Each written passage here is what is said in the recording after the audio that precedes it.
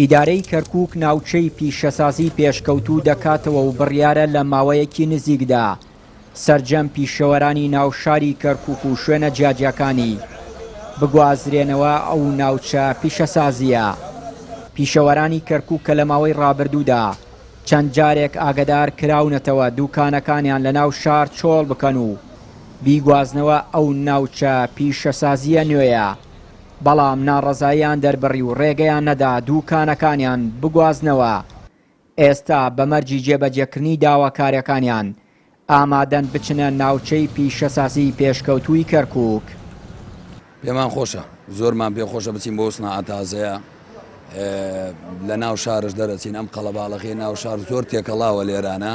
ئێمە پێمان خۆشە بەس بە شێوەیەکی قانونی، بە قانونی ئێمە بەرم بۆیە. بۆ نمونە ئێمە لێرە خەڵکێکمانەیە دوکانەکەی 75,000 کرێدا 50,000 کرێدا، لەوێ هەمووی گەراجە، هیچ دوکانێک نییە لە 300,000 کەمتر، هیچ گەراجێک نییە لە 500,000 کەمتر. و دووەم هین ساحب سەنعاتکار نییە و گەراجانە، هین کەسێ نییە سەنعاتکار بێ بڵێ وەڵایی ئەم پیاوەیان کەسێک هەبێت شەریکەیەک بڵێ وەڵایی بە سەنعاتکار ئەیدەم بکرێ، شەریکەکەش لە دەست خۆی نەماوە. ئەو گەراجانە هین مەخازنە، هین ساحب کۆمپانیا، هین کەسێکە 15-20 گەراجی کڕیوە، باشە کەسێک هەیە بۆمان تەمین بکە ئێمە لێرە دەربچین بە قەینا دەرەچین، ئێمە خۆ لێرەش هەرکرێ دێن، بەس لێرەوە بمان بم بۆ ئەوێ شۆنێکمان بۆ حازرکەن بکرێ.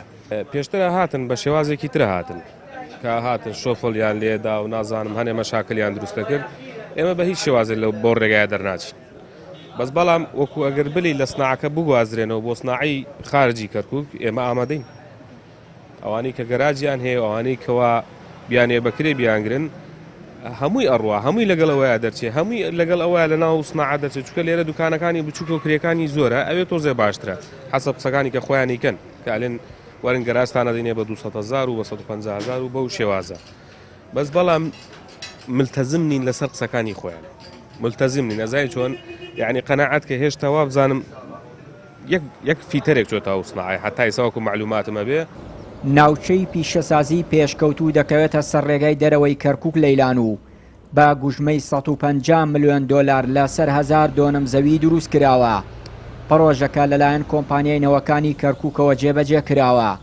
سەرۆکی کۆمپانیاکە داوا لە پیشەوەران دەکات کارەکانیان بگوازنەوە ئەو شوێنە، چونکە وەکو خۆی دەڵێت بۆ خزمەتیەوان دروستیان کردووە. لێ ینی خەڵ باسیەوە کە لە بازی شوێن گوایە ئەمە نرخەکانی گرانە و چیە ئۆشتانە. من حەزەکەم شتێکتان پێ بڵێم بۆ زۆر کەسی تریشوتومە. ئێمە گەراجێکی 100 مەتریمان دروست کردووە کلەکەی تەسلیمەکەین بە ڕێکوپێکی لە 20 ملیۆن دینار کەمترە بۆ ماوەی بەلای کەمەوە بۆ ماوەی 5-6 ساڵ ئەمجا پارەکە ئێدات. ینی لەوە هەرزانتر وا بزانم نییە ئەگە بێت و ئێستا 300 مەتر ئەرزی تەجاوز بکڕێ لە شارەکە، یعنی لە خراپترین شوێنی تەجاوز لە کەرکووک بۆ پارەیە نییە. بۆیە من دووبارە یەکەمەوە ئەمە جێگای ئەوانە و هەر کەسێکیش ئیمکانیەتی نییە گەراجێ بۆ خۆی بکڕێ کە گەراجەکەی کڕی ئیتر 1 دیناریش کرێ نادات. ناوچەی پیشەسازی پێشکەوتووی کەرکووک لە 3600 دوکان پێک هاتووە و پڕۆژەکە ساڵی 2015 چووەتە بواری جێبەجێکردنەوە. سەرجەم خزمەت گوزاریەکانیشی تێدایە، بەڵام بە پاساوی گرانی نرخی فرۆشتن و کرێی دوکانەکان هەروەها دووری لە بازاڕەوە پیشەوەرانی کەرکووک تا ئێستا ئامادەنین کارەکانیان بگوازنەوە ئەو شوێنە. چیانوری کەناڵی ئاسمانی پەیام، کەرکووک.